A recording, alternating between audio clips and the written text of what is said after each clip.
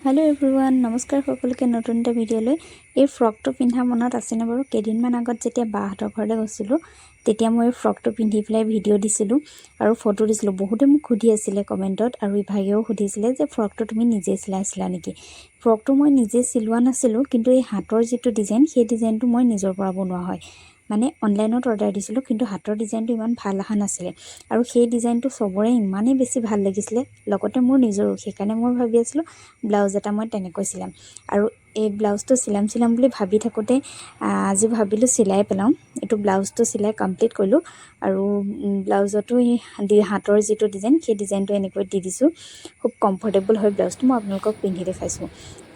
যিসকলে স্লিপলেছ পিন্ধি বেয়া পায় বা পিন্ধিবলৈ লাজ কৰে তেওঁলোকে এই ডিজাইনটো পিন্ধি ভাল পাব যেহেতু এতিয়া গৰমৰ দিনত হাতটো দীঘলকৈ পিন্ধিবলৈও আমাৰ গৰমত অকনমান কষ্ট হয় আৰু